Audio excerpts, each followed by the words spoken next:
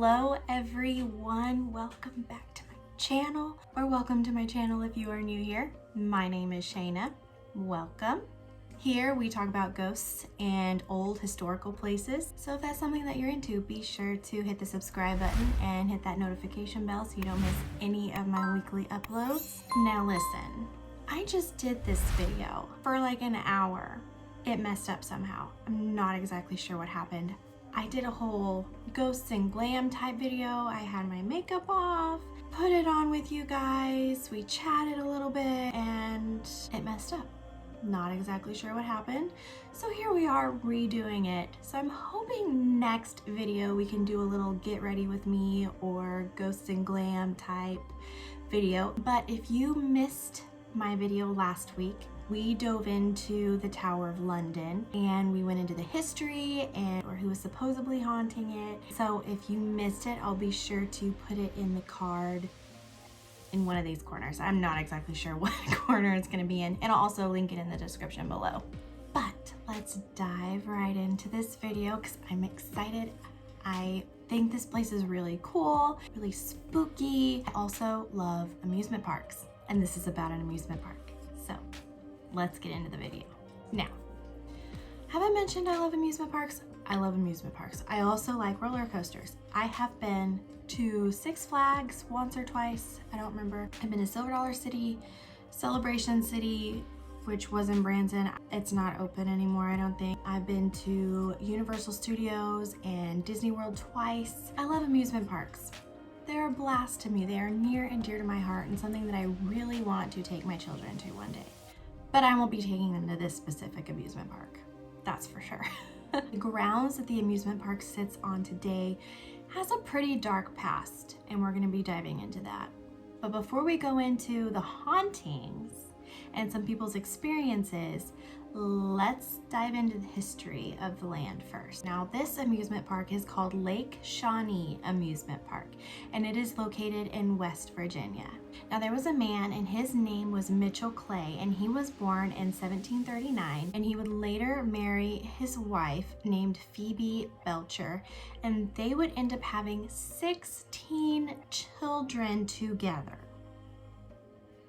Now, Mitchell did fight in the French and Indian War. For his service, he was given 800 acres of land in April of 1774 in Clover Bottom, which is now known as Lake Shawnee. Now, a few years later, in 1783, Mitchell had harvested his small crop of grain and would end up asking his two sons, Bartley and Ezekiel, to build a fence around the stacks of grain.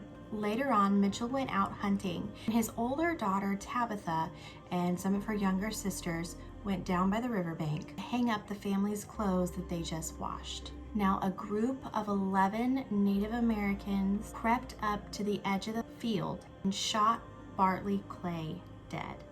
Now, when the girls heard this gunshot, they immediately started running back to their house. But on the way, Tabitha noticed that the man that shot Bartley was going to try to attempt to scalp him, and she ran over to protect her brother's body. Unfortunately, though, the man ended up killing Tabitha as well and scalped both of them. Now, Ezekiel Clay, who was about 16 at the time, he ended up being captured by the Native Americans. After the 11 men left, Mrs. Clay dragged her daughter and her son into the house and placed them on the bed, and she took her other children to the home of James Bailey. He was about 6 miles away. Meanwhile, Mitchell Clay came home from his hunting trip and saw his 2 children in his house dead. So he assumed that the rest of his family had been captured. So he ended up leaving his cabin and going down to the settlements on New River. It would be so tragic to come home and not know what happened to your family. Now, a group of men who was led by Captain Matthew Farley, they went to the Clay home to bury the 2 young children. After that, they started their pursuit on the Native Americans. They were able to catch up with them in Boone County and killed several of them, but the rest ended up escaping with Ezekiel to their towns in Ohio. And there, Ezekiel would end up being burned at the stake.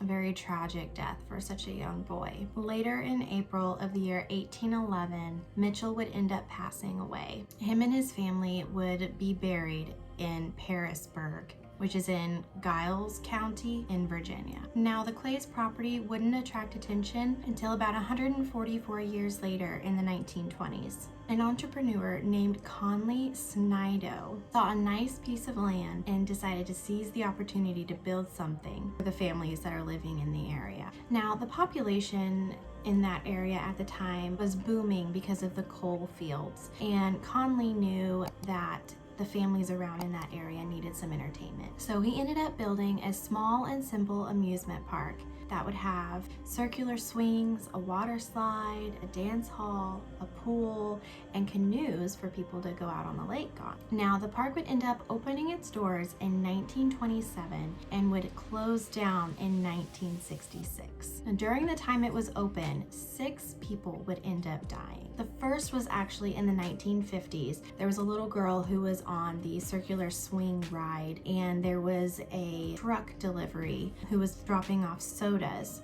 that day, and he ended up backing up into the swing and striking the girl, and it ended up killing her. And next, there was actually a 9-year-old boy who was in the pool, and his mother left him unattended for a small period of time, and he ended up getting his arms stuck in the drain and drowned because of it.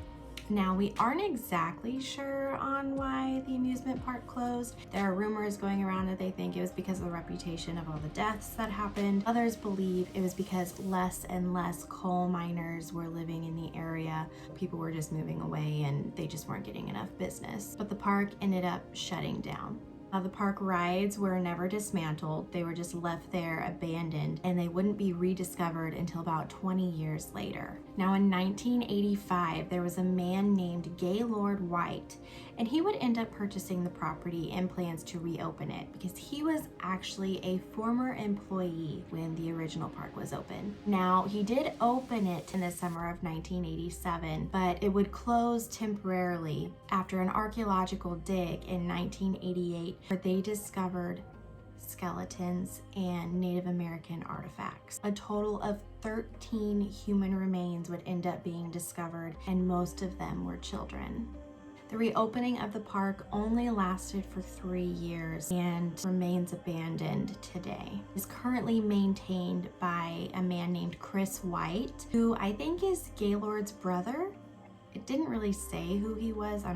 I'm assuming. I know he's a relative. I'm just assuming it's his brother.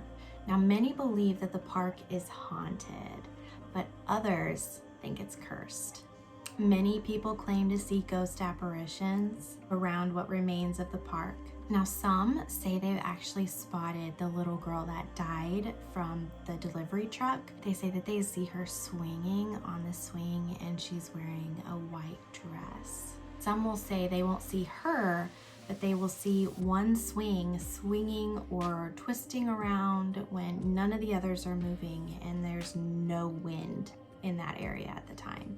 Now, I'm gonna insert it here, but there's a picture that a visitor took, and it's a stone in memory of Bartley and Tabitha Clay, and in the background they say you can see a ghostly apparition. So let me know what you think. I kind of see something there, but I do see what they're talking about. Other people say that they claim to see spirits on the Ferris wheel that hasn't been used in decades, but they'll just see people hanging out on the Ferris wheel, I guess. Others say that they'll see ghostly orbs. I think Chris White does private tours. He'll walk around and tell you the stories and everything. And some people say that they'll hear noises or sounds of movement that just can't be explained. But I mean, it sounds like fun. Let me know what you think. Have you guys been there? Have you heard of it? I've seen a documentary on it. It was actually really interesting to watch. I can't remember what it was, but it was probably a year or two ago when I actually watched the documentary of it, but I thought it was really interesting to look into. So let me know what you thought. Have you guys been there? Have you experienced anything? I mean, it sounds really cool. Let me know if you enjoyed this video, and I'm hoping next week I can have a get ready with me, like a ghost and glam type video. I like to do that at least once a month. But just let me know what you think and if that's something you'd be interested in watching. But anyways, guys, that is it for me today. I hope you enjoyed it. If you did, be sure to hit the like button and subscribe and hit that notification bell so you don't miss any of my weekly videos. I'm having a blast doing this. I hope you are too with watching. I can't wait to see you again next Wednesday at 10 a.m. See you guys.